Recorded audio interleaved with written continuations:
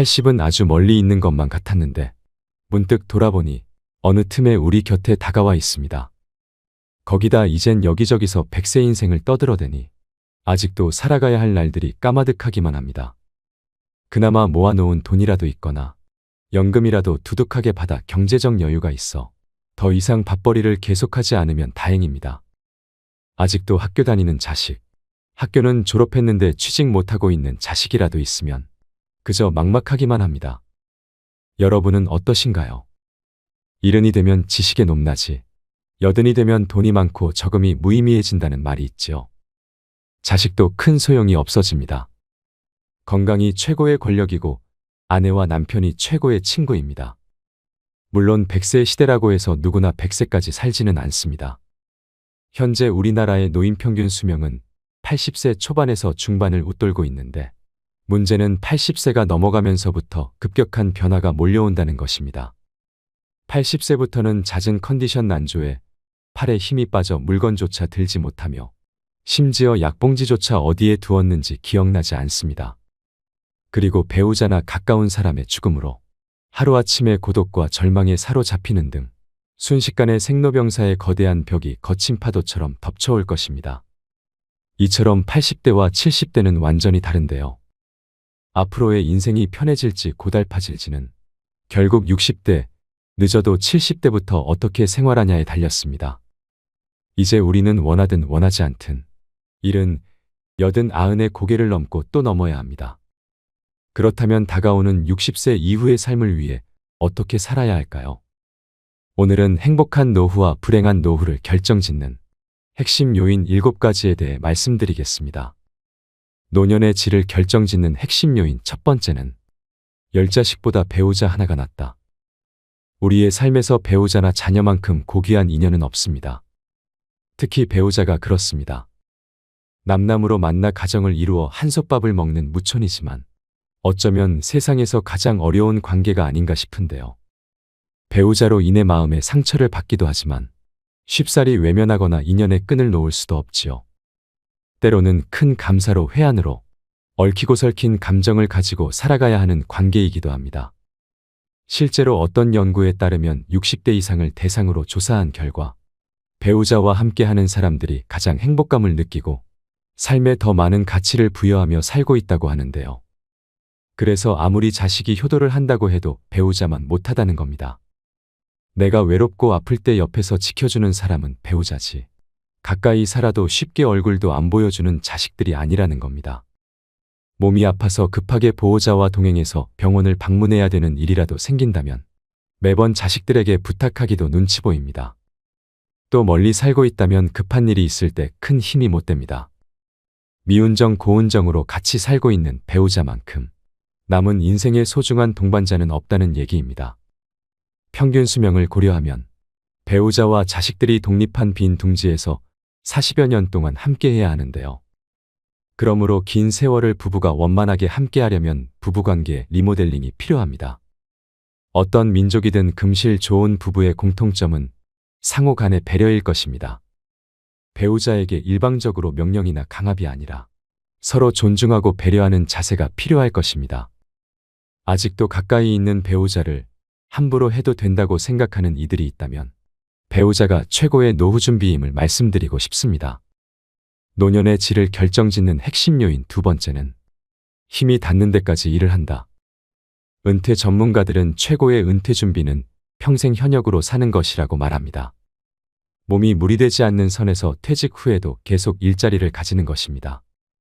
소득이 얼마냐는 크게 중요하지 않습니다. 일하는 즐거움으로 생활에 활력이 생기고 고립감도 해소됩니다. 또 소일거리라도 갖는다는 것은 노후에도 자기의 존재 가치를 확인한다는 의미인데요. 경제력이 뒷받침되어야 안정적이고 행복한 노후를 지낼 수 있다는 것을 부정하시는 분들은 아마 없을 것입니다. 매달 100만 원을 번다는 것은 2억에서 3억 원의 부동산을 보유하고 있는 것과 같다고 합니다. 그만큼 노후 현금 흐름은 나이가 들수록 큰 의미로 다가옵니다. 하지만 은퇴를 앞두고 있거나 이미 퇴직한 분들은 재취업을 힘들어합니다. 20에서 30년 이상 직장에서 수많은 스트레스 받으며 견뎌온 삶이 자연스레 떠오르지요. 그런 전쟁터와 같은 곳으로 다시 들어가기가 두려울 것입니다. 게다가 근무 환경이 좋았던 대기업 부장이나 임원이었던 사람은 자존심이 허락하지 않는다고 털어놓습니다. 그래서 작고 허름한 직장으로 취업하기가 어려운 것입니다. 어려운 마음이야 충분히 공감하지만 현실을 직시할 필요가 있습니다. 앞서 이야기했듯 현금 100만 원의 가치는 2억에서 3억 규모의 부동산을 소유한 것과 같습니다. 현실적으로 2억에서 3억 원 자산을 만드는 것이 쉬울까요? 의료 기술은 계속해서 발전하고 평균 수명은 갈수록 길어지고 있습니다. 특히나 평생 동안 쓰는 병원비의 50%는 노후의 10년에 집중된다고 합니다. 여태 모아놓은 돈을 자식에게 퍼주거나 젊을 때 저축하지 않아서 아파도 병원에 가지 못하는 최악의 상황은 생기지 않아야 합니다. 노년의 질을 결정짓는 핵심 요인 세 번째는 건강은 노후 행복의 열쇠다. 어떻게 하면 오래 살 수 있느냐는 더 이상 중요한 문제가 아닙니다. 앞으로는 100세까지 사는 게 드물지 않은 시대가 될 테지만 건강한 100세와 입원해서 혼수 상태가 된 100세와는 삶의 질이 천양지차인데요. 노인 A씨와 B씨가 있었습니다. A씨는 100세까지 살았지만 75세의 나이에 찾아온 질병으로 무려 25년을 병원과 집만 오가며 거의 침대에 누워 지내야 했습니다. 반면 B씨는 87세까지 살았지만 죽기 얼마 전까지 텃밭에 나가 취미삼아 기르던 상추와 고추를 손질하고 부인, 친구들과 단풍 구경을 가는 등 건강하게 활동하며 살았습니다. 과연 누구의 삶이 더 행복하고 이상적인 노후라고 할 수 있을까요? 출세나 성공이 주는 행복은 딱 50세까지입니다. 나이 50을 넘어선 인생 후반전엔 전반전과는 다른 경기 운영 방식이 필요하지요. 건강하게 100세까지 오래 사는 비결은 하루하루의 사소한 본인 습관에 달려 있습니다. 노후에는 건강이 최고라는 생각을 의식적으로 가져야 합니다. 그렇지 않으면 침대에 누워 100살까지 살기보다는 아프지 않고 75세까지 사는 게 나을 수도 있습니다. 나이가 들면 생각하는 힘도, 움직이는 힘도 약해집니다. 또 나이가 들면 우울증이 생길 확률이 높아지는데 이런 위기 상황을 피하려면 무엇보다도 자신의 심신을 안정시키는 행동과 습관도 중요합니다. 행복 호르몬이라고 불리는 세로토닌이 많이 분비되도록 평소에 햇빛을 쬐고 꾸준히 운동을 하는 등 노력이 필요합니다. 아침밥은 거르지 말고 아침 산책으로 햇볕도 하루 10분씩은 쬐어줘야 합니다. 일부러 멀리 여행을 갈 필요도 없습니다. 푸른 녹지가 있는 공원에만 가도 충분합니다. 이렇게 세로토닌이 꾸준히 분비되어야 밤에 잘 때 수면의 질이 좋아지고 불면증이나 수면 부족 상태에서 벗어날 수 있습니다. 뇌의 질병이라는 치매를 예방하기 위해서라도 평소 숙면을 취해야 하는데요. 반대로 세로토닌이 분비되지 않으면 외출은 물론 식사 같은 간단한 활동조차도 귀찮아지게 되고 결국 노쇠 현상을 앞당길 수 있으므로 명심하셔야 됩니다. 노년의 질을 결정짓는 핵심 요인 네 번째는 낭비하지 않고 저축하는 습관을 들이자. 대다수의 은퇴 후 가장 큰 고민은 경제적인 어려움입니다. 젊어서 노후 준비를 해놓지 않으면 비참한 노후를 맞이하게 되는 것은 시간 문제인데요. 돈을 벌 수 있을 때 버는 것도 중요하지만 돈을 관리하는 것은 더 중요합니다.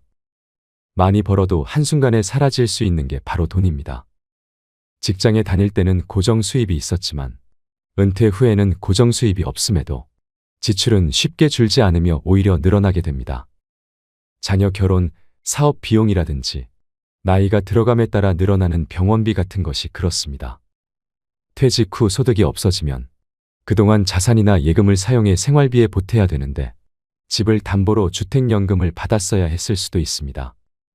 문제는 퇴직 후 자산이 점점 줄어들면서 불안해지고 자식에게 집이라도 남겨야 한다는 미련 때문에 주택연금에 가입하기 꺼려진다는 점입니다.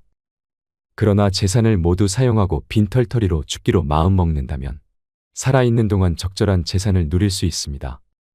자산을 남겨주고 물려주는 것보다 남은 노후의 삶을 행복하게 보내기 위해 어떻게 활용할지 생각해야 합니다. 내가 이제는 늙었다고 자식한테 재산을 물려주는 순간 자식을 잃고 자식들에게 모든 것을 쏟아부어 나 자신의 생활이 없어지게 됩니다. 즉 내 인생도 잃습니다. 곶감 빼먹듯이 조금씩 재산이 줄어 노년이 비참해질 수 있습니다. 당연히 부모의 재산을 자식에게 물려준다는 생각을 버려야 합니다. 부모들은 자식을 위한 희생보다 자신의 노후와 행복을 위한 준비를 하셔야 합니다. 자식들은 본인 가정 꾸리고 나면 절대 부모의 인생을 책임져 주지 않습니다. 몇 살까지 살지 모르는데 죽기 전에 재산을 다 써버리면 어떻게 하냐, 이렇게 반문할 수도 있습니다. 하지만 이것은 재산을 낭비하는 것이 아니라 최대한 잘 활용하는 방법을 고민하는 것입니다. 내가 가진 범위 내에서 남과 비교하지 않고 욕심을 버리고 검소하게 생활한다면 대부분의 경우 죽을 때까지는 먹고 살 수 있을 것입니다. 노년의 질을 결정짓는 핵심 요인 5번째는 남과 비교하지 말자. 다른 사람과의 비교는 불행으로 가는 고속도로와 같습니다. 특히 퇴직을 앞두고 있는 때 남과 비교하는 것은 전혀 도움이 되지 않습니다. 우리나라는 과시문화가 있습니다. 남들이 타는 좋은 차, 좋은 집과 비교하게 되고 자신이 사는 형편을 이웃 친인척들과도 비교하게 됩니다. 그렇게 경제적으로 부담스러워지면 자연스럽게 모임이나 친구들을 만나는 것도 줄이거나 안 하게 되면서 외로움이 따라옵니다. 돈 없는 부모는 자식도 멀리하는 경우가 많습니다. 동창생 누구는 어디에 20억짜리 집이 있는데 난 뭐하고 살았나. 죽을 때까지 넉넉한 연금이 나오는 공무원을 했어야 하는데 쥐꼬리만한 연금으로 난 어떻게 사나. 이런 식의 후회를 하다 보면 자신이 무능하게 느껴지고 사회 시스템이 불만스럽게 여겨집니다. 더 나쁜 것은 이제라도 만회해보겠다며 무리하게 투자하거나 사업을 벌이는 것인데요. 아무리 수명이 연장됐다 해도 60대는 인생이 꺾이는 나이입니다. 계절로 치면 씨 뿌리고 키우는 때가 아니라 거둬들이는 시기입니다. 물론 60대에도 새로운 일에 도전하고 모험도 할 수 있습니다. 하지만 실패할 경우 만회할 시간이 충분치 않을 수 있다는 점, 체력이 떨어지고 있다는 점을 감안하셔야 됩니다. 돈이든 체력이든 가정이든 지킬 수 있는 범위 내에서 도전과 모험의 범위를 국한시키는 것이 현명하고 남과 비교하지 않고 자신의 현재 모습에 감사하는 것이 지혜롭습니다.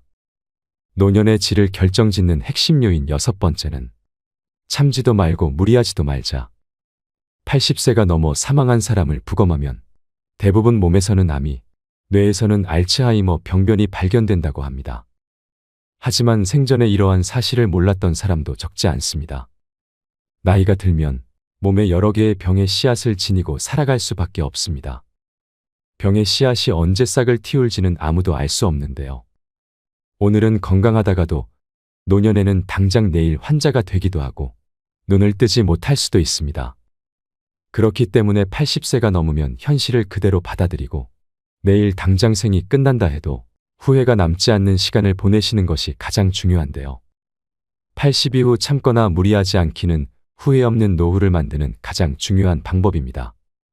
건강을 위한다는 명분으로 나이가 들어서도 먹고 싶은 음식을 참는 사람이 많습니다. 소식하고 달고 짠 음식을 피하고 기름진 음식을 자제하고 비만은 건강을 해친다는 사고가 사람의 상식이 되었는데요. 이런 얘기는 60대까지는 건강을 해치는 원인이 되기도 하지만 80세를 앞두고 있다면 이러한 생각은 일단 접어두셔야 합니다. 고령자는 장기 기능의 저하로 식욕이 증가하는 경우가 있을 수도 있고 먹고 싶다는 욕구는 몸이 필요하다는 것이니 입에 당기는 음식은 마음껏 드셔야 됩니다. 체중 관리한다고 굶거나 식단 관리하지 마세요. 살이 좀 찐 사람이 오히려 더 오래 산다는 통계도 있습니다. 먹고 싶은 음식을 참으며 체중 조절하기는 스스로 수명을 깎는 행위입니다. 채식이 좋다고 매일 풀만 드시지 마시고요. 나이 들수록 단백질 섭취가 가장 중요하기 때문에 고기를 많이 드셔야 합니다. 또 80대를 목전에 두고 운동을 열심히 하는 것도 아무런 도움이 되지 않습니다. 오히려 무리해서 운동하다 체내에 활성산소가 만들어지게 되면 노화를 촉진할 수도 있는데요. 80세 이후에는 집 근처에서 30분 정도의 가벼운 산책 정도면 충분합니다.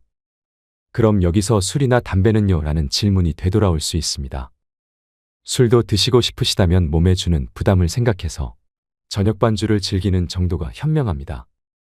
지나친 음주로 몸을 제대로 가누지 못해 넘어지면 낙상으로 골절되어 한순간에 늙어버리는 비극도 적지 않기 때문입니다. 또 의외라고 생각할지 모르지만 담배의 폐해는 나이가 들수록 줄어드는데요. 실제 흡연으로 단명하게 된 사람은 고령이 되기 전에 사망하기 때문입니다. 즉 담배를 계속 피웠는데도 80세까지 산 사람은 앞으로 금연하든 흡연하든 수명에는 큰 차이가 없다는 뜻입니다. 노년의 질을 결정짓는 핵심 요인 7번째는 나이 들면 친구가 없어도 괜찮다. 나이가 들면 친구가 그다지 필요가 없습니다.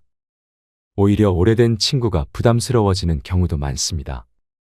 불편한 사람들과는 굳이 교류하지 않아도 됩니다. 어차피 사람은 누구나 외로운 존재입니다. 인생은 생각보다 짧습니다. 남편과 자식을 위해 또 타인을 위해 내 인생을 희생하기보단 나 자신을 위해 즐겁게 살아야 노년의 후회가 없는 법입니다. 나이를 먹으면 혼자서도 잘 즐기면서 잘 놀 줄 알아야 합니다. 혼자 지낼 줄 모르면 주변 사람들에게 의지하게 되고 옆에 있는 누군가를 자꾸만 괴롭히게 됩니다. 60이 넘어 인간 관계가 줄어든다고 해서 걱정할 필요가 없습니다. 그것은 자기도 모르는 사이에 저절로 좋은 사람들만 곁에 남고 있다는 증거입니다. 살면서 뼈저리게 느낀 한 가지가 바로 외롭다고 해서 아무나 가까워지면 안 된다는 사실입니다. 어떤 사람들은 혼자 있는 시간들을 잘 견디지 못하고 항상 다른 사람과 연결되어 있기를 원합니다. 그러나 얕은 관계 속에서 마음은 여전히 공허하며 오히려 그런 사람들 속에서 더욱 큰 고독을 느낍니다. 이 고독을 채우기 위해 또 다른 타인을 갈망하게 되는 것이지요. 그러나 홀로 있는 시간이 가져다주는 고요함 속에서 자기 자신을 되돌아보고 천천히 들여다보는 시간을 가지다 보면 그 고독의 속삭임은 점차 잦아들고 지금 이대로도 충분하다는 만족감이 생깁니다. 나아가 다른 사람에게 물들지 않는 나만의 사고 방식이 생기고 보다 건강하고 행복하며 특별한 삶을 살게 됩니다. 하루아침에 배우자가 일어나지 못하게 돼도 이상하지 않을 나이입니다. 나이가 들수록 주변 사람과 또 나 자신의 죽음에 대해 생각하는 시간도 가지셔야 됩니다. 그래야 혼자 남았을 경우에도 쓰러지지 않고 굳세게 버틸 수 있는 것입니다. 나이가 들수록 오늘 만날 사람과 오늘 할 일들이 무엇보다 중요합니다. 반려견과 산책을 하며 계절에 따라 바뀌어가는 풍경들을 바라보고 학교에 등교하는 아이들을 지켜보는 등 사회와의 작은 접점만 유지해도 그것으로 충분한 것입니다. 오늘은 행복한 노후와 불행한 노후를 결정짓는 핵심 요인 7가지에 대해 말씀드렸는데요. 이 7가지 중에서 다시 한번 강조드릴 것은 바로 건강입니다. 건강을 잃으면 만사가 무용지물입니다. 근육은 신체에 축적하는 연금입니다. 저축하듯 근육을 키우고 빚을 갚듯 지방을 태워야 합니다. 사실 건강과 장수를 위해 해야 할 일들을 일일이 다 적고자 하면 책 몇 권으로도 부족할 것입니다. 여기서는 어느덧 중년에 닿은 부자가 되고자 하는 사람들이 건강상 놓치기 쉬운 부분 몇 가지만 생각해 볼까 합니다. 첫 번째, 잠시라도 시간이 나면 운동하라. 엠마리 시바스의 오직 스스로의 힘으로 백만장자가 된 사람들의 52가지 공통점은 자수성가한 부자들의 공통된 특징을 다루고 있는 책인데 이 책 후반부에는 운동의 중요성을 강조한 대목이 나온다. 미국 질병관리센터에 따르면 미국 성인 중 국가가 권장하는 신체 활동 지침을 지키고 있는 사람들은 전체 인구 중 20%에 불과하다. 그러나 자수성가한 백만장자들의 경우에는 거의 모든 사람들이 규칙적인 운동을 하고 있는 것으로 나타났다. 엠마리 시바스는 대다수 부자들은 늘 꾸준한 운동을 하고 있으며 운동을 하고 있는 사람은 부자의 대열에 합류할 가능성이 높다고 했다. 두 번째, 시기적절하게 휴식하라. 자연의 모든 동식물은 다 휴식을 취한다. 인간 역시 자연의 일부이기에 적당한 간격으로 휴식을 취할 수 있어야 한다. 음악의 악보를 보라. 유능한 작곡가는 악보 사이사이에 적당한 쉼표를 배치해 놓아 성악가가 노래를 제대로 할 수 있도록 배려한다. 만일 어떤 악보에 전혀 쉼표가 없는 곡이 있다고 해보자.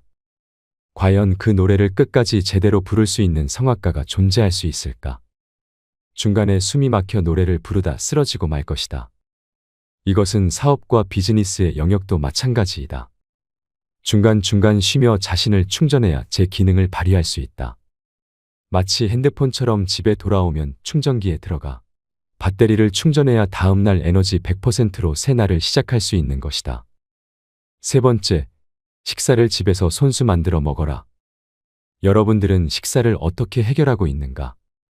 밥은 때 맞춰 빠짐없이 챙겨 먹고 다니고 있는가? 돈 버는데 바빠서 집에서는 햇반이나 라면, 냉동 가정식으로 해결하고 나머지는 다 외식이나 배달식으로 해결하고 있는 것은 아닌가? 아침은 굶식, 점심은 김밥, 저녁은 양념치킨에 사이사이 커피와 베이글과 브라우니를 간식으로 드시고 있는 것은 아닌가? 하지만 평생 건강하기 원한다면 직접 식사를 집에서 손수 만들어 먹어라. 건강 관련 책들을 부지런히 찾아 읽어보면서 결국 건강을 위해 가장 중요한 것은 평소 입으로 들어가는 것이 무엇인가가 가장 중요하다는 것을 알게 되었다. 네 번째, 자연을 가까이 할 수 있는 취미 생활을 하라. 최근 본격 자연 친화 예능 다큐 MBN의 나는 자연인이다와 채널A 도시어부가 큰 인기를 끌고 있다. 두 프로그램은 수없이 많은 작품이 생겼다 없어졌다를 반복하는 예능 분야에서 참으로 오랜 기간 시청자들에게 사랑을 받아온 명품 예능이다.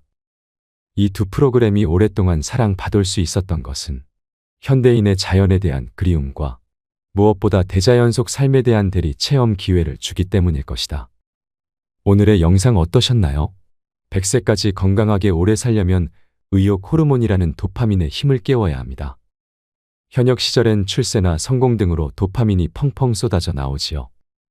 하지만 노후에는 그 힘이 잠잠해집니다.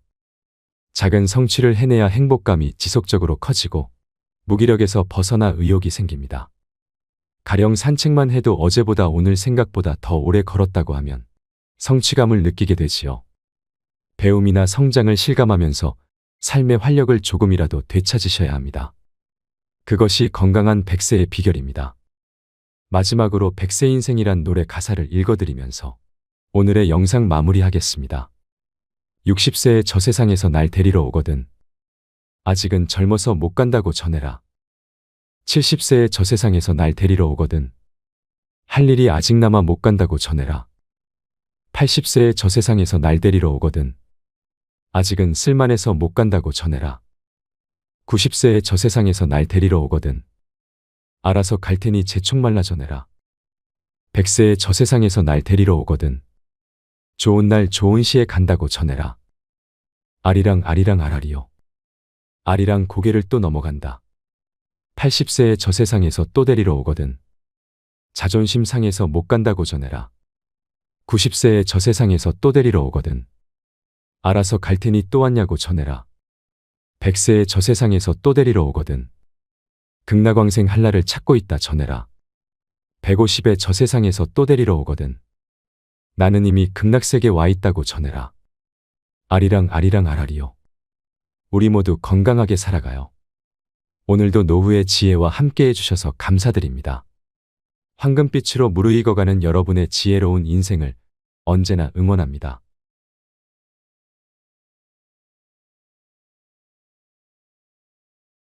요양병원에서 일하는 의사가 남긴 이야기가 큰 화제를 몰고 있습니다.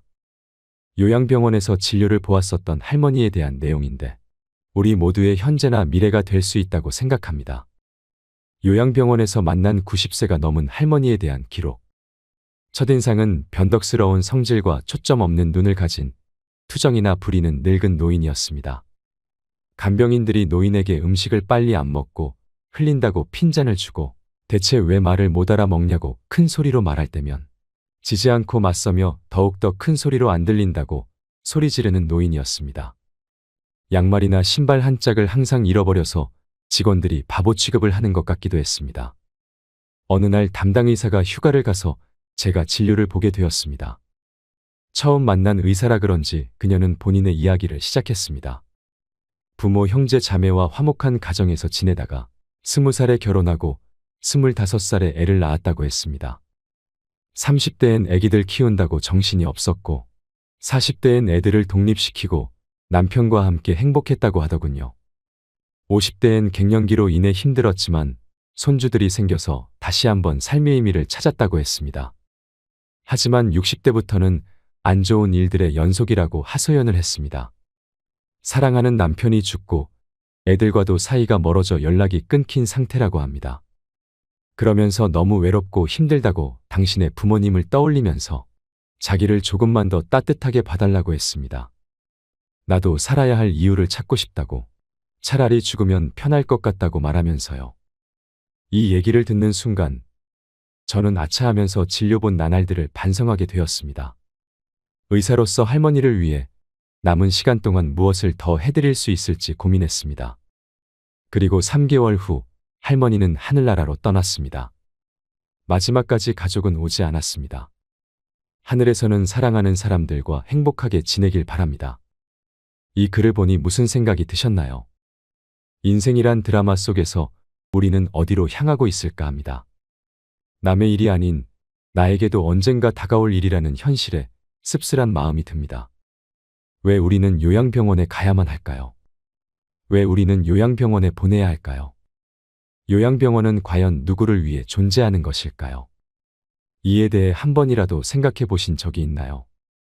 요양병원은 우리나라 고령화와 인구 피라미드 구조상 시간이 지남에 따라 필요해졌고 이제는 필수 불가결한 산업이 되었습니다. 늙어서 요양원과 요양병원에 안 가면 어디로 갈 수 있겠냐고 생각하시는 분들이 많지요. 하지만 지금의 요양원과 요양병원이 정말 우리의 부모님을 편하게 모실 수 있는 곳일까요? 우리는 모두 진실을 알고 있습니다. 요양원과 요양병원은 사람들이 죽기 전에 시간을 보내기 위해 가는 곳이라는 것을 말입니다. 모두가 그런 것은 절대 아니겠지만 늙은 부모가 귀찮아서 돈이면 해결된다는 생각에 요양원과 요양병원으로 보내지는 노부모들이 많아지고 있습니다. 이때 부모님의 슬픈 얼굴을 자세히 들여다보는 자식들이 얼마나 될까요? 물론 현실적인 어려움 때문에 어쩔 수 없어서 애써 외면하고 모른 척하며 가슴이 무너지는 경우가 많을 것입니다. 눈을 마주치지 못하는 자식들 앞에서 부모님은 슬픔을 드러내지 않으려 애쓰고 굳어만 가는 얼굴에 미소를 지으려고 노력합니다. 죽음이 다가온다는 사실만 생각해도 무섭고 두려운데 최대한 티를 내지 않고 자신은 걱정하지 말고 잘 살아라는 부모님의 말씀 한마디에 자식들은 처음엔 마음이 무겁지만 이내 팍팍한 현실에 부딪혀 부모님에 대한 관심이 멀어지고 맙니다. 왜 이런 일들이 비일비재하게 일어날까요? 앞에서도 말씀드렸다시피 우리나라의 인구 고령화와 인구 피라미드 구조 때문입니다. 사람들이 결혼을 많이 하지 않으니 아이도 많이 낳지 않습니다. 또한 결혼을 하고도 아이를 낳지 않는 딩크족도 많이 생기고 있습니다. 결혼하지 않고 부모에게 의지하는 캥거루족도 많지요. 통계적으로 한 가정의 자녀가 1명 미만이라는 충격적인 조사 결과도 있습니다. 이에 반해 노인 인구는 빠르게 증가하고 있습니다.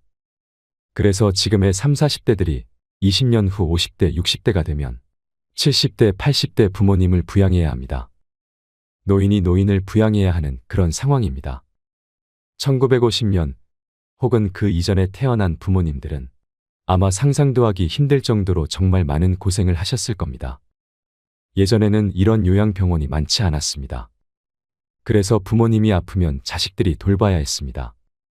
그렇게 몇십 년을 살다 보니 7, 80대가 되어 내 인생을 즐기지도 못하고 본인이 돌봄을 받아야 하는 상황이 오는 것입니다. 지금은 세상이 바뀌고 인식이 바뀌면서 굳이 힘들게 부양하지 않아도 된다고 생각을 하는 사람들도 많아졌습니다. 하지만 실제로 그렇게 하려고 하면 여러 가지 문제가 발생할 수 있기 때문에 쉬운 결정이 아니라는 것은 분명하지요. 그 중에서는 금전적인 문제도 있습니다. 요즘에 많이 보내는 요양병원은 간병비가 장기요양보험이 적용되지 않는다는 사실을 아시나요? 그래서 환자나 간병인이 100% 자비로 부담해야 하는 실정입니다. 예를 들어 6인실에 입원하는 경우 40만 원 정도 들어갑니다. 거기다가 입원 시 본인 부담금도 발생하는데요. 그 액수가 보통 60만 원 정도가 되는데 기저귀 비용 등을 더하면 최소 110만 원 정도는 잡아야 합니다. 쾌적하고 시설이 좋은 곳은 간병비를 80만 원까지도 받습니다. 병원마다 차등이 있지만 110만 원이 최소한의 금액이라는 것입니다. 적자보는 병원은 시설의 질을 높이려고 노력하지 않고 진료비를 높이는 데만 집중하고 있습니다. 그런 곳은 부모님을 보내놓고도 기분이 찜찜합니다. 시설 투자나 서비스 질에 대해서는 방치하고 환자 유치에만 심혈을 기울이는 곳에 입원해 있으면 좋은 게 별로 없습니다. 그래서 가격이 합리적이면서 친절하고 좋은 요양병원을 찾기란 하늘의 별 따기라는 것입니다. 그렇다고 해서 요양원에 보내는 건 더 좋지 않습니다. 가장 큰 문제는 상주하는 의사가 없다는 것입니다. 실제로도 요양원에 입소한 어르신들 중에서는 큰 문제가 있음에도 불구하고 제때 치료를 받지 못하는 경우도 많이 있습니다. 그래서 사회적 문제가 되기도 합니다. 국비 지원이 된다고는 하지만 양질의 서비스를 기대하기는 어렵습니다. 현재 요양원은 인력이 부족하여 혼자서 20명이나 30명을 돌보는 경우가 있다고 합니다. 혼자서 그 많은 환자들을 돌보려니 직원들도 힘이 들겠지요. 상대적으로 지원이 많은 국공립 요양시설은 들어가기도 정말 어렵습니다. 지금 당장 들어가고 싶어도 4년을 기다려야 하는 곳도 있습니다. 요즘은 노인분들이 이런 얘기를 뉴스나 신문으로 많이 접하면서 요양시설에 들어간다는 것 자체를 내가 죽으러 가는구나라고 생각하게 되는데요. 인생의 끝자락에서 모든 것과 이별하면서 자식에게까지 버림받는 느낌을 받는 분들이 많은 것은 이러한 이유 때문입니다. 물론 각자의 사정이 있고 감당하기 힘들기 때문에 시설에 보내는 것은 어쩔 수 없습니다. 하지만 우리는 생각해 봐야 합니다. 아무리 좋은 호텔에 가더라도 집만한 곳은 없습니다. 아무리 돈이 많아서 고급스러운 요양시설에 들어가도 며칠만 있으면 집에 오고 싶을 겁니다. 익숙한 환경에서 가족들과 함께 지내다가 평안한 죽음을 맞이하는 것을 누구나 바랄 것입니다. 이 모든 것이 거부할 수 없는 시대의 흐름이라면 막연하게 걱정만 하기보다는 스스로 원하는 죽음을 준비하고 노년을 보낼 준비를 해야 하지 않을까요? 요양병원과 요양원에 가지 않고 건강한 노후를 보내고 싶다면 3가지를 기억하시기 바랍니다. 첫 번째는 신체적 독립을 하셔야 합니다. 요양원에 가지 않고 다른 사람에게 의존하지 않으려면 육체적으로 독립하는 것이 필요합니다. 건강 수명을 늘리려면 기본적인 체력을 유지하는 것이 매우 중요합니다. 그래서 이를 위해서는 근력 운동은 필수입니다. 나이가 들어감에 따라 걷고 싶어도 걸을 수 없습니다. 누우면 죽고 서면 산다는 말이 있습니다. 최대한 눕지 말고 일어나서 살아야 합니다. 나이가 들면서 근력을 잃는 순간 급격히 노화가 됩니다. 인생 후반기에 갑자기 하반신이 전체적으로 얇아지고 골다공증이 시작될 수 있습니다. 등이나 어깨가 구부러져서 완전히 피지 못합니다. 무릎도 온전히 피지 못하고 구부러진 상태로 굳게 되는데요. 이는 근력이 약해져서 근육이 우리 몸을 지탱해주지 못해서입니다. 증상이 심해지면 팔과 다리에 힘이 빠져서 일상생활을 정상적으로 할 수 없게 됩니다. 노후에 다른 사람에게 의존하지 않고 독립적인 삶을 살려면 근력을 유지하는 것이 그 무엇보다도 중요하다고 할 수 있습니다. 덤벨을 들고 발 뒤꿈치를 올렸다 내리거나 다리를 어깨 너비로 벌리고 서서 스쿼트를 하셔도 좋고 누워서 윗몸 일으키기를 해도 도움이 됩니다. 지금 당장 실천해 보세요. 유산소 운동을 하는 것도 중요합니다. 밖에 나가셔서 걷기와 줄넘기, 수영 및 자전거 타기 등을 해보세요. 몸에 무리가 가지 않는 선에서 나에게 맞는 유산소 운동을 찾아서 꾸준히 해보시길 바랍니다. 굳이 운동 중에 하나를 선택해야 한다면 걷기를 추천합니다. 왜냐하면 걷기는 언제 어디서나 무리 없이 누구나 할 수 있는 운동이기 때문입니다. 그리고 또 중요한 것은 균형을 잡는 운동입니다. 어르신들이 특히 조심해야 하는 것은 낙상사고입니다. 노인분들 중에서는 낙상사고가 흔히 일어납니다. 낙상으로 사망하기까지 하고 신체적인 부상으로 인해 정신적인 문제로 이어지기도 합니다. 많은 전문가들이 낙상사고를 막기 위해서는 균형감을 키우고 운동의 중요성을 강조하고 있습니다. 가장 간단하고 확실한 운동 중 하나는 한 발로 서기입니다. 한 발로 서는 것은 균형 감각을 향상시키는 좋은 방법 중에 하나입니다. 넘어지지 않게 옆에 손잡이를 두고 어디서든 혼자서 간편하게 할 수 있습니다. 두 번째는 정신적 독립을 해야 합니다. 나이가 들어감에 따라 정신적으로 독립하는 것이 참 중요합니다. 무엇보다 가장 중요한 것은 치매에 걸리지 않고 우울증에 걸리지 않는 것입니다. 우선 우리가 치매에 걸리지 않으려면 어떻게 해야 할까요? 아직까지 치매에 대한 치료약은 개발되지 않았습니다. 지금까지 개발된 치매약은 병의 악화를 지연시킬 수 있을 뿐입니다. 따라서 치매를 예방하기 위해서는 생활 습관을 바꾸고 식습관을 건강하게 가져가야 합니다. 쉽게 할 수 있는 생활 습관으로는 음식을 꼭꼭 씹어 먹는 것입니다. 음식을 씹으면 그것만으로도 내려가는 혈류량을 증가시켜 뇌를 활성화시킵니다. 껌을 자주 씹는 것도 도움이 될 수 있습니다. 그리고 메모를 하거나 일기를 쓰는 습관도 길러보세요. 치매 환자는 한 가지 특징이 있습니다. 치매 초기에는 장기 기억은 기억할 수 있어도 단기 기억을 회상하는 데는 어려움을 겪습니다. 그 이유로는 단기 기억을 담당하는 뇌기관인 해마가 손상되었기 때문입니다. 이것을 예방하려면 매일 일기를 쓰는 것이 좋습니다. 일기를 쓰면 해마를 자극하고 해마가 퇴화되는 것을 방지할 수 있고 심지어 그 기능을 향상시킵니다. 그리고 새로운 것을 시도하고 머리를 많이 쓰는 생활 습관을 들이세요. 뇌는 지속적인 자극을 원합니다. 그 중에서도 가장 좋아하는 자극은 새로운 자극입니다. 내가 새로움에 흥분할 수 있는 자극을 많이 시도하고 경험해 보시길 바랍니다. 또한 할 수 있는 데까지 사회활동에 적극적으로 참여하세요. 젊었을 때처럼 여러 사람들과 자주 만나 어울리는 것이 치매 예방에 정말 큰 도움이 됩니다. 사람들을 만나고 이런저런 대화를 하고 다양한 사회 활동을 함께하면 뇌가 자극됩니다. 집에 혼자 있는 것은 치매로 가는 지름길입니다. 그리고 항상 웃고 즐겁게 지내세요. 웃음은 뇌를 늙지 않고 젊게 유지하는 데 도움을 준다고 합니다. 왜 그럴까요? 웃음은 우뇌와 좌뇌를 모두 자극하기 때문입니다. 웃음이 할 수 있는 일은 정말 놀랍습니다. 우리가 기분이 좋을 때 뇌로 가는 혈류가 더 활발해져서 의욕이 생기고 몸에도 활력을 불어넣어 줍니다. 하지만 우리 뇌는 진짜 웃음과 가짜 웃음을 구분할 수 없습니다. 따라서 억지로라도 웃으면 진짜 웃음에 효과가 있다고 합니다. 그러니 오늘부터 가능한 한 많이 웃으시길 바랍니다. 다음으로는 우울증에 대해 이야기하겠습니다. 정신적 독립을 방해하는 것 중 하나가 우울증입니다. 우울증은 치매의 원인이 될 수 있으며 치매 환자에게 우울 증상이 종종 나타나게 되는데요. 이러한 이유로 노인성 우울증과 치매는 구별하기 어렵습니다. 일반적으로 우울증은 치매를 촉진할 수 있기 때문에 가능한 한 빨리 치료해야 합니다.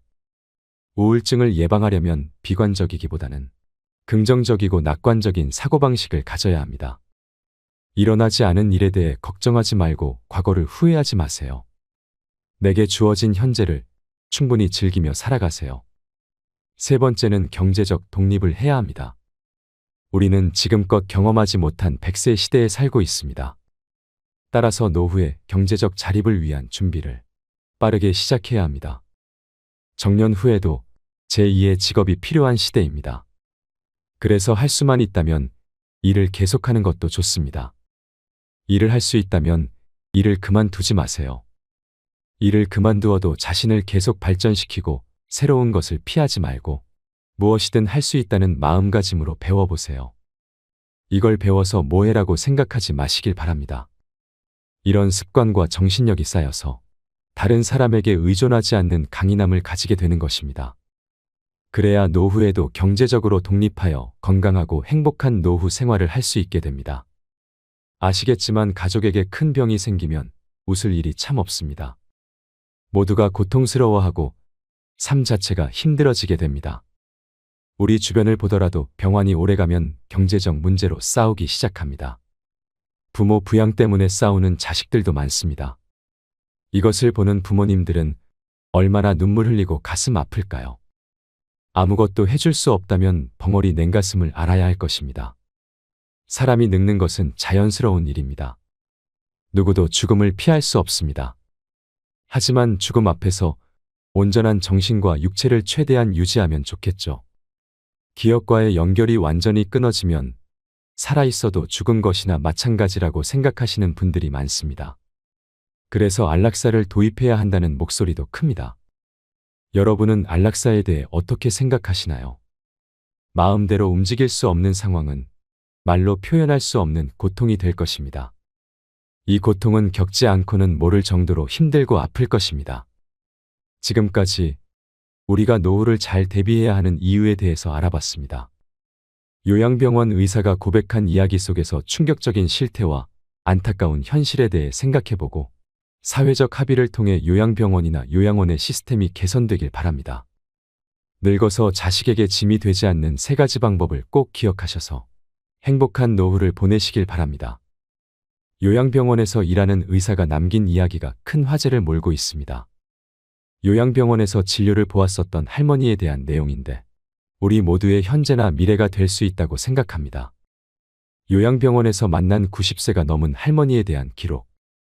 첫인상은 변덕스러운 성질과 초점 없는 눈을 가진 투정이나 부리는 늙은 노인이었습니다. 간병인들이 노인에게 음식을 빨리 안 먹고 흘린다고 핀잔을 주고 대체 왜 말을 못 알아먹냐고 큰 소리로 말할 때면 지지 않고 맞서며 더욱더 큰 소리로 안 들린다고 소리 지르는 노인이었습니다. 양말이나 신발 한 짝을 항상 잃어버려서 직원들이 바보 취급을 하는 것 같기도 했습니다. 어느 날 담당 의사가 휴가를 가서 제가 진료를 보게 되었습니다. 처음 만난 의사라 그런지 그녀는 본인의 이야기를 시작했습니다. 부모, 형제, 자매와 화목한 가정에서 지내다가 20살에 결혼하고 25살에 애를 낳았다고 했습니다. 30대엔 애기들 키운다고 정신이 없었고 40대엔 애들을 독립시키고 남편과 함께 행복했다고 하더군요. 50대엔 갱년기로 인해 힘들었지만 손주들이 생겨서 다시 한번 삶의 의미를 찾았다고 했습니다. 하지만 60대부터는 안 좋은 일들의 연속이라고 하소연을 했습니다. 사랑하는 남편이 죽고 애들과도 사이가 멀어져 연락이 끊긴 상태라고 합니다. 그러면서 너무 외롭고 힘들다고 당신의 부모님을 떠올리면서 자기를 조금만 더 따뜻하게 봐달라고 했습니다. 나도 살아야 할 이유를 찾고 싶다고, 차라리 죽으면 편할 것 같다고 말하면서요. 이 얘기를 듣는 순간 저는 아차하면서 진료본 나날들을 반성하게 되었습니다. 의사로서 할머니를 위해 남은 시간 동안 무엇을 더 해드릴 수 있을지 고민했습니다. 그리고 3개월 후 할머니는 하늘나라로 떠났습니다. 마지막까지 가족은 오지 않았습니다. 하늘에서는 사랑하는 사람들과 행복하게 지내길 바랍니다. 이 글을 보니 무슨 생각이 드셨나요? 인생이란 드라마 속에서 우리는 어디로 향하고 있을까 합니다. 남의 일이 아닌 나에게도 언젠가 다가올 일이라는 현실에 씁쓸한 마음이 듭니다. 왜 우리는 요양병원에 가야만 할까요? 왜 우리는 요양병원에 보내야 할까요? 요양병원은 과연 누구를 위해 존재하는 것일까요? 이에 대해 한 번이라도 생각해 보신 적이 있나요? 요양병원은 우리나라 고령화와 인구 피라미드 구조상 시간이 지남에 따라 필요해졌고 이제는 필수 불가결한 산업이 되었습니다. 늙어서 요양원과 요양병원에 안 가면 어디로 갈 수 있겠냐고 생각하시는 분들이 많지요. 하지만 지금의 요양원과 요양병원이 정말 우리의 부모님을 편하게 모실 수 있는 곳일까요? 우리는 모두 진실을 알고 있습니다. 요양원과 요양병원은 사람들이 죽기 전에 시간을 보내기 위해 가는 곳이라는 것을 말입니다. 모두가 그런 것은 절대 아니겠지만 늙은 부모가 귀찮아서 돈이면 해결된다는 생각에 요양원과 요양병원으로 보내지는 노부모들이 많아지고 있습니다. 이때 부모님의 슬픈 얼굴을 자세히 들여다보는 자식들이 얼마나 될까요? 물론 현실적인 어려움 때문에 어쩔 수 없어서 애써 외면하고 모른 척하며 가슴이 무너지는 경우가 많을 것입니다. 눈을 마주치지 못하는 자식들 앞에서 부모님은 슬픔을 드러내지 않으려 애쓰고 굳어만 가는 얼굴에 미소를 지으려고 노력합니다. 죽음이 다가온다는 사실만 생각해도 무섭고 두려운데 최대한 티를 내지 않고 자신은 걱정하지 말고 잘 살아라는 부모님의 말씀 한마디에 자식들은 처음엔 마음이 무겁지만 이내 팍팍한 현실에 부딪혀 부모님에 대한 관심이 멀어지고 맙니다. 왜 이런 일들이 비일비재하게 일어날까요? 앞에서도 말씀드렸다시피 우리나라의 인구 고령화와 인구 피라미드 구조 때문입니다. 사람들이 결혼을 많이 하지 않으니 아이도 많이 낳지 않습니다. 또한 결혼을 하고도 아이를 낳지 않는 딩크족도 많이 생기고 있습니다. 결혼하지 않고 부모에게 의지하는 캥거루족도 많지요. 통계적으로 한 가정의 자녀가 1명 미만이라는 충격적인 조사 결과도 있습니다. 이에 반해 노인 인구는 빠르게 증가하고 있습니다.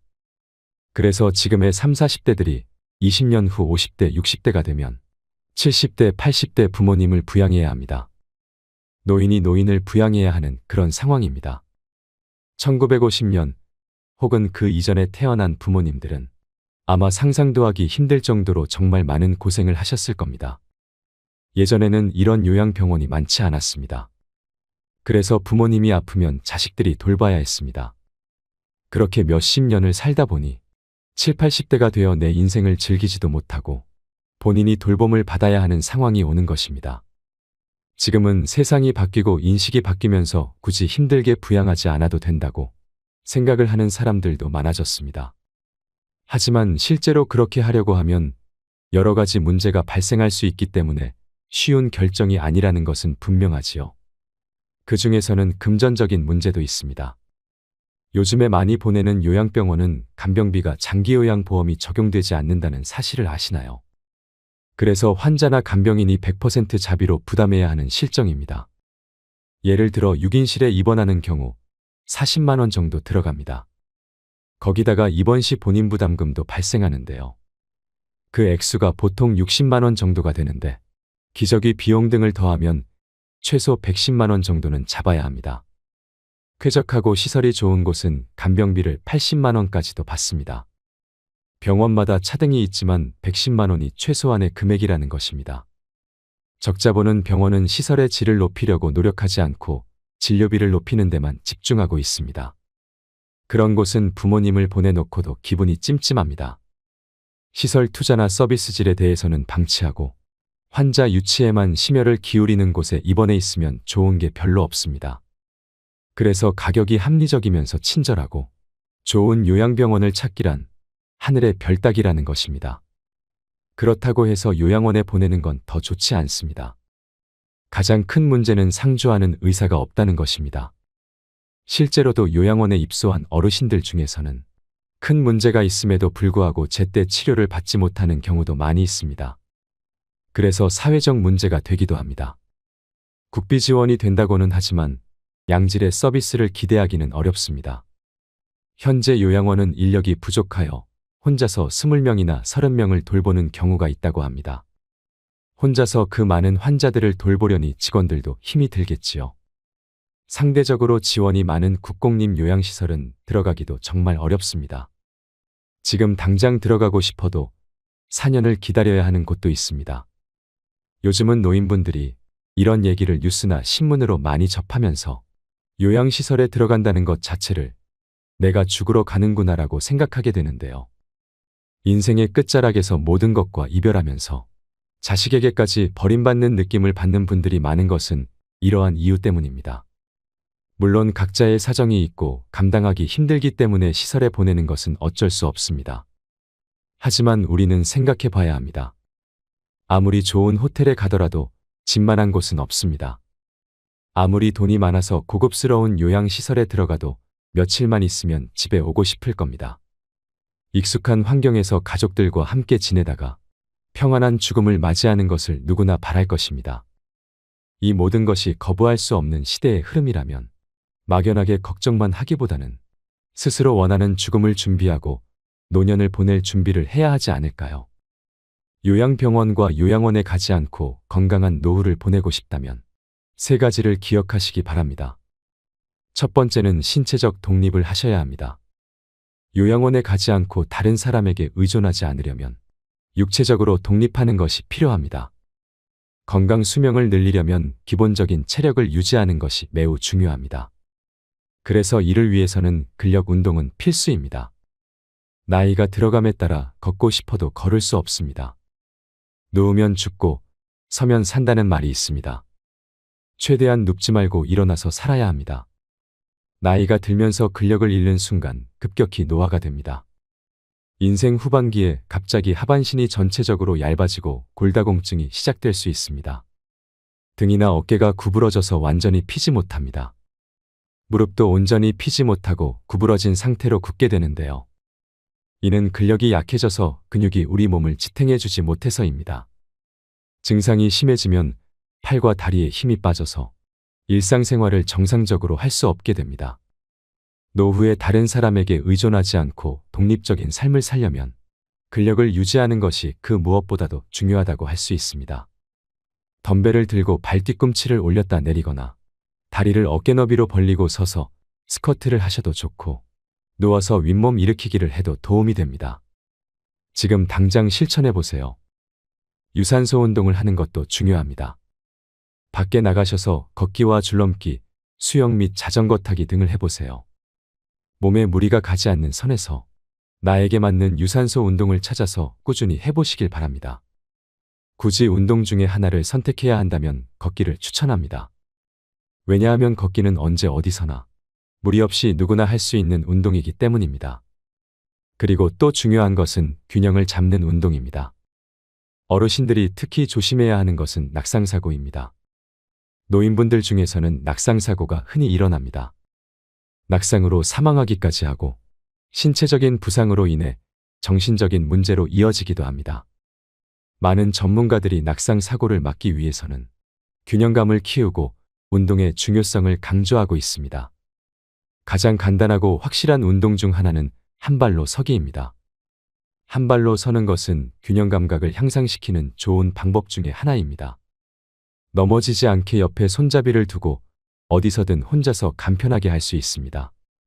두 번째는 정신적 독립을 해야 합니다. 나이가 들어감에 따라 정신적으로 독립하는 것이 참 중요합니다. 무엇보다 가장 중요한 것은 치매에 걸리지 않고 우울증에 걸리지 않는 것입니다. 우선 우리가 치매에 걸리지 않으려면 어떻게 해야 할까요? 아직까지 치매에 대한 치료약은 개발되지 않았습니다. 지금까지 개발된 치매약은 병의 악화를 지연시킬 수 있을 뿐입니다. 따라서 치매를 예방하기 위해서는 생활 습관을 바꾸고 식습관을 건강하게 가져가야 합니다.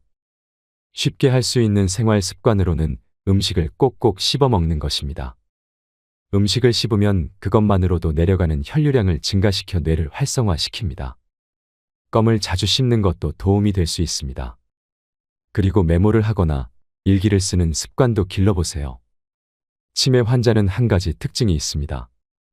치매 초기에는 장기 기억은 기억할 수 있어도 단기 기억을 회상하는 데는 어려움을 겪습니다. 그 이유로는 단기 기억을 담당하는 뇌기관인 해마가 손상되었기 때문입니다. 이것을 예방하려면 매일 일기를 쓰는 것이 좋습니다. 일기를 쓰면 해마를 자극하고 해마가 퇴화되는 것을 방지할 수 있고 심지어 그 기능을 향상시킵니다. 그리고 새로운 것을 시도하고 머리를 많이 쓰는 생활 습관을 들이세요. 뇌는 지속적인 자극을 원합니다. 그 중에서도 가장 좋아하는 자극은 새로운 자극입니다. 내가 새로움에 흥분할 수 있는 자극을 많이 시도하고 경험해 보시길 바랍니다. 또한 할 수 있는 데까지 사회활동에 적극적으로 참여하세요. 젊었을 때처럼 여러 사람들과 자주 만나 어울리는 것이 치매 예방에 정말 큰 도움이 됩니다. 사람들을 만나고 이런저런 대화를 하고 다양한 사회 활동을 함께하면 뇌가 자극됩니다. 집에 혼자 있는 것은 치매로 가는 지름길입니다. 그리고 항상 웃고 즐겁게 지내세요. 웃음은 뇌를 늙지 않고 젊게 유지하는 데 도움을 준다고 합니다. 왜 그럴까요? 웃음은 우뇌와 좌뇌를 모두 자극하기 때문입니다. 웃음이 할 수 있는 일은 정말 놀랍습니다. 우리가 기분이 좋을 때 뇌로 가는 혈류가 더 활발해져서 의욕이 생기고 몸에도 활력을 불어넣어 줍니다. 하지만 우리 뇌는 진짜 웃음과 가짜 웃음을 구분할 수 없습니다. 따라서 억지로라도 웃으면 진짜 웃음에 효과가 있다고 합니다. 그러니 오늘부터 가능한 한 많이 웃으시길 바랍니다. 다음으로는 우울증에 대해 이야기하겠습니다. 정신적 독립을 방해하는 것 중 하나가 우울증입니다. 우울증은 치매의 원인이 될 수 있으며 치매 환자에게 우울 증상이 종종 나타나게 되는데요. 이러한 이유로 노인성 우울증과 치매는 구별하기 어렵습니다. 일반적으로 우울증은 치매를 촉진할 수 있기 때문에 가능한 한 빨리 치료해야 합니다. 우울증을 예방하려면 비관적이기보다는 긍정적이고 낙관적인 사고방식을 가져야 합니다. 일어나지 않은 일에 대해 걱정하지 말고 과거를 후회하지 마세요. 내게 주어진 현재를 충분히 즐기며 살아가세요. 세 번째는 경제적 독립을 해야 합니다. 우리는 지금껏 경험하지 못한 100세 시대에 살고 있습니다. 따라서 노후의 경제적 자립을 위한 준비를 빠르게 시작해야 합니다. 정년 후에도 제2의 직업이 필요한 시대입니다. 그래서 할 수만 있다면 일을 계속하는 것도 좋습니다. 일을 할 수 있다면 일을 그만두지 마세요. 일을 그만두어도 자신을 계속 발전시키고 새로운 것을 피하지 말고 무엇이든 할 수 있다는 마음가짐으로 배워보세요. 이걸 배워서 뭐해라고 생각하지 마시길 바랍니다. 이런 습관과 정신력이 쌓여서 다른 사람에게 의존하지 않는 강인함을 가지게 되는 것입니다. 그래야 노후에도 경제적으로 독립하여 건강하고 행복한 노후 생활을 할 수 있게 됩니다. 아시겠지만 가족에게 큰 병이 생기면 웃을 일이 참 없습니다. 모두가 고통스러워하고 삶 자체가 힘들어지게 됩니다. 우리 주변을 보더라도 병환이 오래가면 경제적 문제로 싸우기 시작합니다. 부모 부양 때문에 싸우는 자식들도 많습니다. 이것을 보는 부모님들은 얼마나 눈물 흘리고 가슴 아플까요? 아무것도 해줄 수 없다면 벙어리 냉가슴을 알아야 할 것입니다. 사람이 늙는 것은 자연스러운 일입니다. 누구도 죽음을 피할 수 없습니다. 하지만 죽음 앞에서 온전한 정신과 육체를 최대한 유지하면 좋겠죠. 기억과의 연결이 완전히 끊어지면 살아있어도 죽은 것이나 마찬가지라고 생각하시는 분들이 많습니다. 그래서 안락사를 도입해야 한다는 목소리도 큽니다. 여러분은 안락사에 대해 어떻게 생각하시나요? 마음대로 움직일 수 없는 상황은 말로 표현할 수 없는 고통이 될 것입니다. 이 고통은 겪지 않고는 모를 정도로 힘들고 아플 것입니다. 지금까지 우리가 노후를 잘 대비해야 하는 이유에 대해서 알아봤습니다. 요양병원 의사가 고백한 이야기 속에서 충격적인 실태와 안타까운 현실에 대해 생각해보고 사회적 합의를 통해 요양병원이나 요양원의 시스템이 개선되길 바랍니다. 늙어서 자식에게 짐이 되지 않는 3가지 방법을 꼭 기억하셔서 행복한 노후를 보내시길 바랍니다. 이상으로 책틀맨이었습니다. 지혜를 쌓는 당신의 이 세상에는 3부류의 친구가 있습니다. 첫 번째 부류는 음식과 같아서 매일 필요합니다. 두 번째 부류는 약과 같아서 가끔씩 필요합니다. 세 번째 부류는 질병과 같은 것으로 항상 피해 다녀야 합니다. 아무리 친한 친구더라도 너무 가까이 하기보다는 적당한 거리를 두는 것이 좋습니다. 친구는 석탄과 같습니다. 친구는 불타고 있는 석탄입니다. 적당한 거리까지 접근한다면 몸을 따뜻하게 할 수 있겠지만 그렇다고 너무 가까이 가면 화상을 입을 수도 있습니다. 적당한 거리감을 유지하는 관계가 더욱 오래가는 법임을 명심하세요. 뒷골목에 가서는 돈주머니를 잘 단속해야 합니다. 그렇지만 인간은 선한 마음에 의해서 가끔 경계심을 풀게 됩니다. 돈주머니를 빼앗기고 나서야 이미 때늦었다고 후회합니다. 뒷골목은 나쁜 환경에 있는 사람을 비유한 것입니다. 비록 그 중에 선한 사람이 있다 하여도 나쁜 환경에 있는 자에 대해서는 항상 경계하여야 합니다. 그저 조심하고 또 조심하며 그것을 거듭할 뿐입니다. 향수 가게에서 일을 하다 보면 향수 냄새를 풍깁니다. 인간은 같이 생활하는 사람과 환경에 영향을 받는다는 것입니다. 인간은 누구든지 주위 환경과 보조를 맞추지 않고 산다는 것은 어려운 일이며 오로지 혼자 살아가는 사람도 없습니다. 즉, 인간은 자신이 교제하는 범위 내의 사람들의 포로가 되는 것입니다. 따라서 친구를 택할 때에는 항상 깊이 생각해야 합니다. 교활한 사람은 새하얀 눈과 같아서 처음 만났을 때는 순결하고 아름다워 보여도 금세 흙투성이가 됩니다. 교활한 사람들은 처음 보는 사람들 앞에서 매우 아름다운 세계를 그려냅니다. 온 세상이 은혜로 덮인 순결한 설경처럼 말입니다. 그러나 현실이라는 태양이 비치면 눈은 녹아 사라지고 온통 진흙투성이에 나쁜 세상이 펼쳐지게 됩니다. 이런 교활한 자들이 나에게 아름다운 세계를 그려 보이더라도 결코 넘어가서는 안 됩니다. 다음 날 눈을 뜨면 진흙투성이의 세계로 변해 있을 테니까 말입니다. 나쁜 환경에 던져진 사람은 그 환경의 영향을 받기가 쉽습니다. 또한 좋은 환경에서 살아가는 사람도 그러합니다. 왜냐하면 인간에게는 서로 닮아가고 어울리려는 성질이 있으며 인간에게는 적응력이 있기 때문입니다. 그래서 어떤 사람과 사귀게 됐을 때에는 그 사람의 환경이나 지나온 이력들을 고려해야 합니다.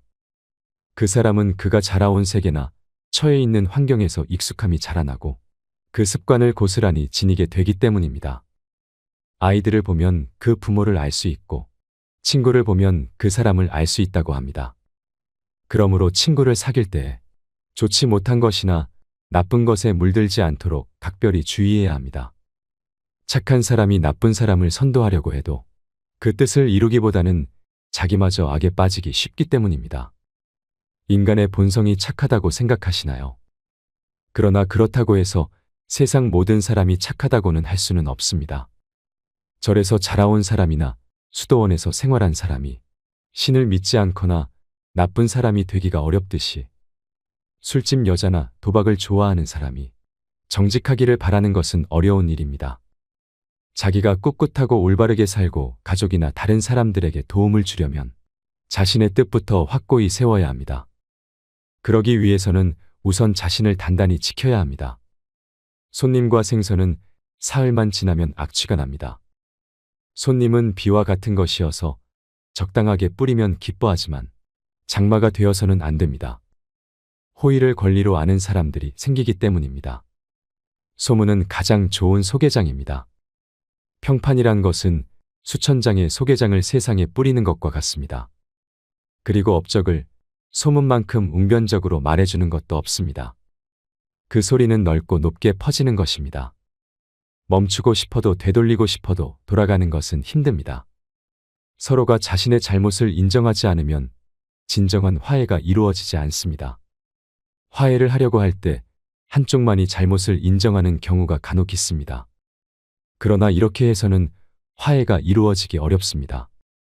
왜냐하면 타협으로부터 화해가 이루어지는 것이기 때문입니다. 이것은 진정한 화해가 아닙니다. 나의 권력으로 상대를 굴복시키는 것이나 다름없습니다.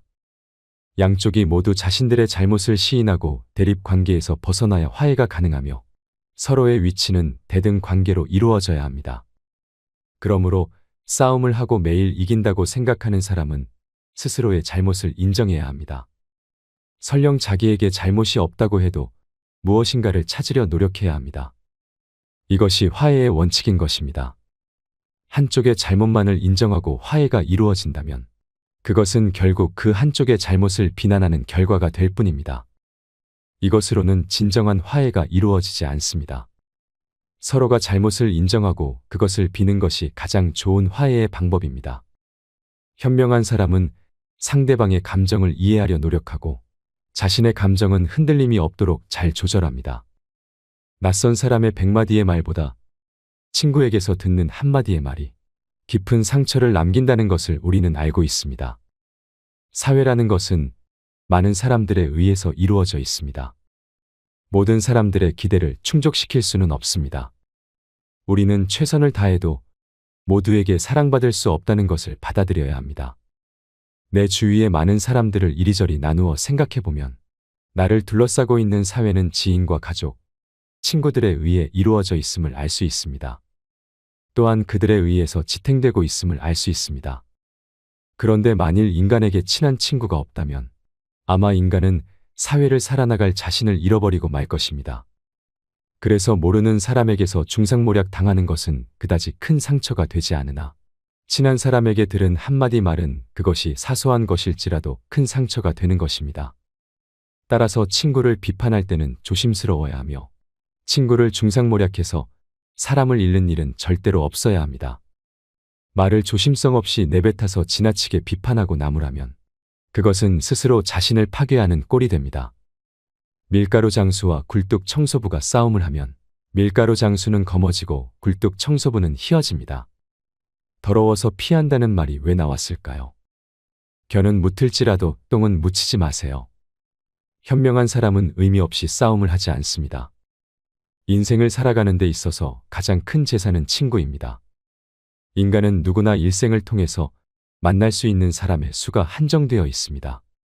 싸움은 자신의 소중한 인간관계를 줄이는 가장 빠른 방법입니다.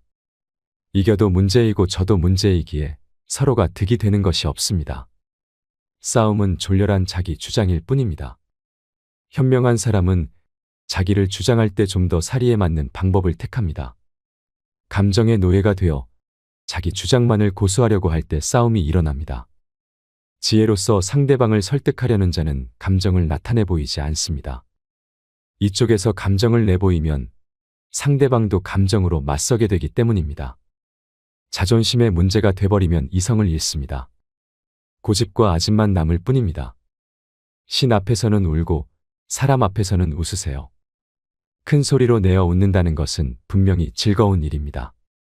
웃음이 많은 사람들의 공통점은 희망이 있고 여유가 있다는 것입니다. 그 희망과 여유는 내 마음이 만듭니다. 웃을 만한 여유가 없는 사람은 궁지에 몰려 몸을 움츠리게 됩니다. 그러므로 이와 같은 웃음은 서로 크게 나누어 가져야 합니다.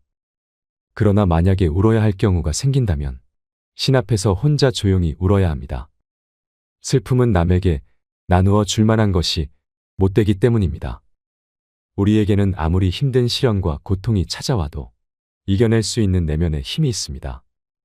권력과 지성만으로 사람들에게 존경받으려 하는 것은 마치 사막에서 물고기를 잡으려는 것과 같습니다.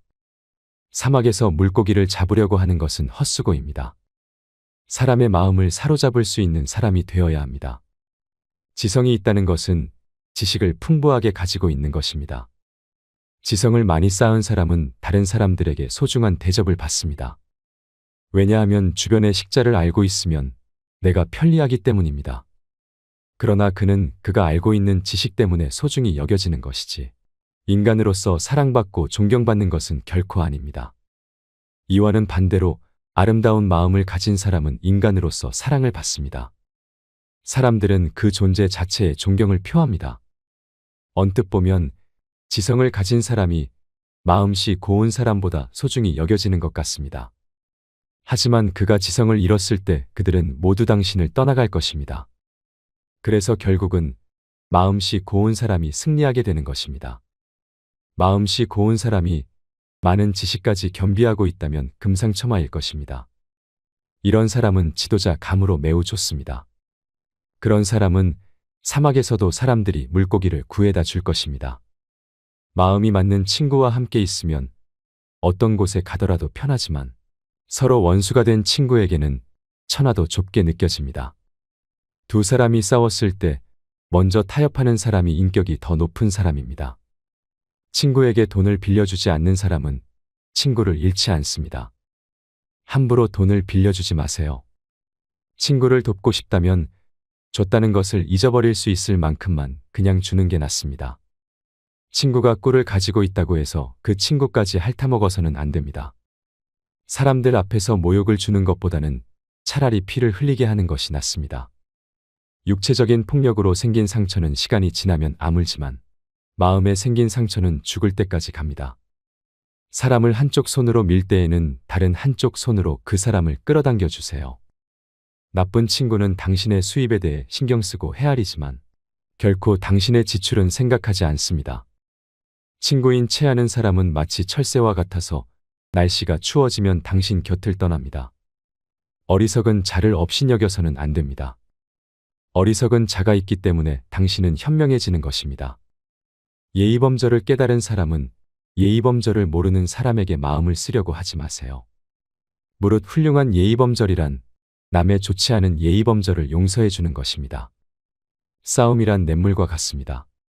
한번 작은 냇물이 생기면 큰 냇물이 되어서 다시는 작은 냇물로 되돌아오지 않습니다. 입을 닫을 줄 모르는 사람은 대문이 닫히지 않는 집과 같습니다. 물고기는 언제나 입으로 낚입니다. 인간도 역시 입 때문에 걸려듭니다. 한번 입으로 낚인 물고기는 다시 바늘에 걸리지 않으나 어리석은 인간은 금방 또다시 입 때문에 걸려듭니다. 혀에는 뼈가 없다는 것을 항상 생각하세요. 혀에게 재주를 가르친다는 것은 어려운 일입니다. 함부로 수다 떨지 말고 비밀은 꼭 지키세요. 혀로 말하기 전에는 항상 한 번 더 생각해야 합니다. 하면 안 되는 것들을 아무리 타일러도 혀는 곧 잊어버리기 때문입니다.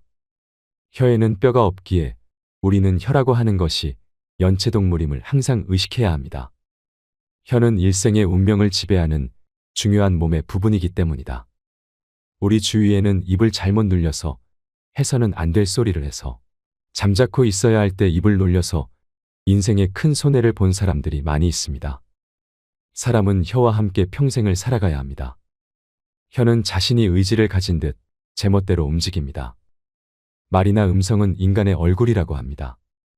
입을 오래 벌리고 있으면 잃는 것이 많습니다. 쓸데없는 말들에 자기 자신을 잃지 않도록 항상 경계하세요. 말 한마디 덧붙이는 것은 언제라도 가능한 일이지만 이미 해버린 말을 주워 담는 것은 불가능한 일입니다. 입보다 귀를 상석에 앉히세요. 인간이 입으로 망한 적은 있어도 귀로 망한 적은 없습니다. 입은 자신을 주장합니다. 귀는 다른 사람의 주장을 듣습니다. 물론 인간이 말이 너무 없는 것도 좋은 것은 아닙니다. 자신을 주장하지 않고 살아갈 수 없기 때문입니다. 인간은 자신을 남에게 강요하려는 기질이 강합니다. 그래서 인간은 수다를 떨게 되는 것입니다. 따라서 아무리 수다를 경계한다고 하더라도 그것은 결코 지나친 것이 아닙니다. 동물에게 입이 하나, 눈과 귀가 둘인 이유는 주위의 사물을 잘 보고 소리를 잘 들어야만 생존할 수 있기 때문입니다. 잘 보고 잘 듣는 것이 동물을 지켜주는 것임을 생각할 때 우리의 일상생활에도 교훈이 될 것입니다. 당나귀는 긴 귀로써 알아보고 어리석은 사람은 긴 혀로써 알아봅니다. 당나귀는 긴 귀를 갖고 있지만 실제로는 아무것도 듣고 있지 않다고 합니다. 당나귀에게는 좀 안 된 이야기이지만 오랫동안 당나귀는 어리석은 사람을 일컫는 대명사였습니다. 어리석은 사람에게 가장 큰 적은 자기 자신입니다. 자신이 어리석다는 사실은 가만히 있을 때에는 알 수 없으나 당나귀 귀처럼 긴 혀로 이야기하게 되면 곧 알려지게 됩니다. 어리석은 사람의 혀는 날름거릴수록 길어진다고 합니다. 그러나 아무리 날름거리더라도 어진 사람이 이야기할 때와 달라서 아무런 의미도 갖지 않습니다. 오히려 무시당하기 십상입니다. 새장으로부터 도망친 새는 붙잡을 수가 있으나 입에서 나간 말은 붙잡을 수가 없습니다. 왜냐하면 비밀은 돈처럼 붙들어 두려고 하여도 잠시 방심하는 사이에 나가버리기 때문입니다. 따라서 비밀을 들었을 때는 힘들게 번 돈처럼 사용하는 순간까지 잘 간직해야 하는 것입니다. 더구나 비밀은 돈보다 훨씬 위험합니다. 남에 대한 욕이나 비난도 이와 마찬가지입니다. 서로 만나서 얘기하는 것은 양쪽의 날이선 칼처럼 자신을 다치게도 하는 것임을 잊어서는 안 됩니다. 애매한 친구보다는 차라리 분명한 적이 낫습니다. 우리가 가장 대하기 힘든 것이 이도저도 아닌 애매한 친구입니다. 진정한 친구인가 아니면 적인가를 도무지 구별할 수 없는 사람은 상대하기 곤란합니다. 인간은 친구를 만나면 누구나 속마음을 털어놓게 됩니다. 그런데 그 친구가 적인 것을 분명히 알고 있으면 그 적이 자기에게 요구하는 것과 요구하지 않는 것을 확실하게 알 수 있습니다. 그러므로 상대와 사귈 때 애매모호한 자세로 친구인양하는 것은 비겁한 짓입니다. 그것보다는 차라리 확실한 적이 낫습니다. 인간이 말을 하는 것은 태어나면서 곧 배우나 입을 다무는 것은 어지간해서 배우기 힘듭니다. 지혜를 둘러싸는 답은 침묵이다라는 말은 모두에게 교훈이 되는 말이며 세상을 살아가는 원칙입니다. 자신의 지나간 생을 돌이켜볼 때 입을 잘못 놀리거나 말을 덧붙여 후회한 일은 있어도 침묵하고 있었던 것을 후회한 것은 별로 없을 것입니다. 침묵도 일종의 언어입니다. 그리고 그것을 배우면 더 좋은 사람이 됩니다.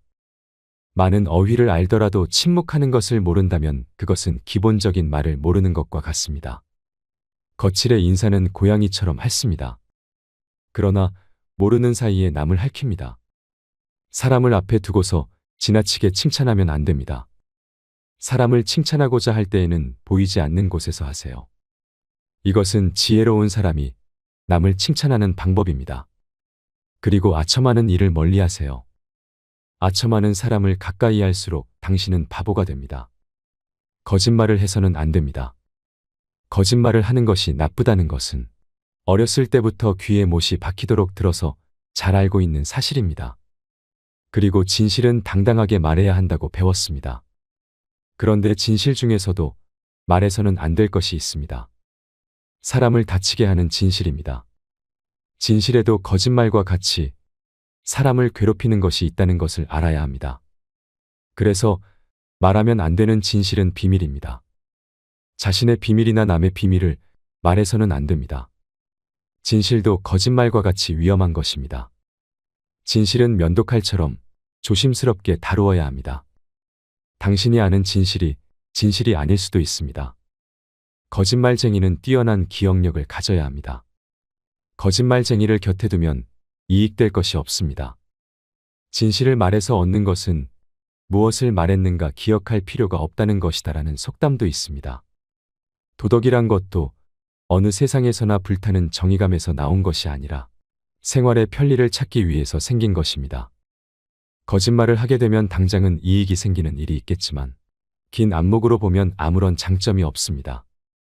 대부분의 사람에게 가장 큰 고통은 남에게 말하지 못하는 비밀입니다. 남이 모르는 것을 알고 있다는 것은 우월감을 갖게 합니다. 그리고 그 정보가 상대방과 관계 있을 때 상대방이 그것을 모르고 자신만 알고 있다면 더욱 우월감을 갖게 됩니다. 인간은 우월감에 젖고 싶은 강한 욕망을 가졌으므로 인간이 비밀을 지킨다는 것은 매우 어려운 일입니다. 또 한편 인간은 고독에서 벗어나고자 하는 강한 열망이 있습니다. 남에게서 따돌림 받는 것만큼 괴로운 것은 없습니다. 인간이 다른 사람에게 얘기해서는 안 되는 것을 누설하거나 털어놔 버리는 것은 그것을 다른 사람에게 얘기함으로써 자기와 같은 경험을 하게 하고 고독으로부터 해방되려고 하는 것입니다. 인간은 간접적인 것을 통해서도 경험을 하게 되므로 다른 사람과 이야기하는 것도 상대방과 함께 경험을 나누는 것이 됩니다. 인간에게 있어 가까운 사람과 말할 수 없는 것만큼 큰 고통도 없습니다. 인간은 시간 또는 자기가 가진 물건이나 정보를 서로 나누면서 친해지게 마련입니다. 친하다는 것은 곧 서로 나누어 가진다는 것을 의미합니다. 당신의 친구는 친구를 가졌고 그 친구도 다른 친구가 있으며 그 친구의 친구도 다른 친구가 있습니다. 그러므로 당신 친구에게 이야기하는 것을 조심하세요. 자기가 들은 비밀을 다른 사람에게 말하고 싶은 충동은 대단히 참기 어렵습니다. 같은 말을 되풀이하는 자는 가까운 친구를 잃습니다. 비밀은 꼭 지켜야 합니다. 당신의 입은 금고라고 생각하세요. 금고는 쉽게 자주 열면 안 됩니다. 입을 금고에 비유하자면 열릴 때까지 오랜 시간이 걸리는 금고일수록 정교하고 좋은 것입니다. 남을 헐뜯는 중상이나 비방은 친구로부터 친구에게 입에서 입으로 전해지기 마련입니다. 그리고 당신은 조심성 없는 행동으로 인하여 그 사람의 원한을 사게 됩니다. 혀는 마음의 붓입니다. 남의 입에서 나오는 말보다 자기 입에서 나오는 말을 잘 들어야 합니다. 자기가 하는 말을 자신이 건널 다리라고 생각하세요. 튼튼한 다리가 아니라면 당신은 건너지 않을 것입니다. 고약한 혀는 고약한 손보다 나쁩니다. 현명한 말은 현명한 행동보다 못합니다. 말은 약과 같은 것입니다. 그러므로 의사가 약을 처방하듯 신중히 생각해 말해야 합니다. 한 대 맞은 아픔은 언젠가는 없어지지만 모욕당한 말은 영원히 남습니다. 급하게 대답하는 사람은 급하게 잘못을 저지릅니다. 말이 당신의 입안에서 돌고 있을 때 그 말은 당신의 노예이지만 일단 밖으로 튀어나왔을 때에는 당신의 주인이 됩니다. 밤에 이야기를 할 때는 소리를 낮추고 낮에 이야기를 할 때는 주위를 살펴보세요. 주위가 다 보이는 들판이라도 흙이 조금 부풀어 올라 있거든 비밀 이야기를 하지 마세요. 자기 자랑을 하는 것은 좋은 일은 아니지만 차라리 남을 욕하는 것보다는 낫습니다. 사람의 뒤통수를 치는 것은 어떤 무기보다도 무서운 것입니다. 화살은 보이는 곳까지만 쓸 수 있지만 중상은 멀리 있는 마을까지 망하게 합니다. 침묵은 어진 사람을 더욱 어질게 합니다. 그러므로 어리석은 자는 침묵의 소중함을 알지 못합니다. 어리석은 자가 어진 듯이 하기는 간단합니다. 입을 다물고 있으면 됩니다. 어진 사람은 자기 눈으로 직접 본 것을 남들에게 이야기하고 어리석은 사람은 자기 눈으로 보지 못하고 귀로만 들은 것을 이야기합니다. 귀로 무엇을 들을 것인가, 눈으로 무엇을 볼 것인가는 자기 의지대로 하기 어렵습니다. 그러나 입은 의지대로 할 수 있습니다. 어리석은 사람을 어떻게 분별할까요? 어리석은 사람은 수다스럽습니다. 짓거리기를 잘하는 어리석은 자는 엉뚱한 시간을 가리킴으로 시계와 같고 말없이 가만히 있는 어리석은 자는 고장 나서 움직이지 않는 시계와 같습니다. 둘 중에 후자가 훨씬 낫습니다. 영혼까지도 휴식이 필요하므로 인간은 잠을 자는 것입니다. 입에도 휴식을 주고 남의 말에 귀를 기울이세요. 즐겁게 오래 살고 싶으면 코로는 숨을 쉬고 입은 다무는 게 최고입니다. 이상으로 책틀맨이었습니다. 지혜를 쌓는 당신의 오늘이 아름답습니다. 더 좋은 영상으로 찾아뵙겠습니다.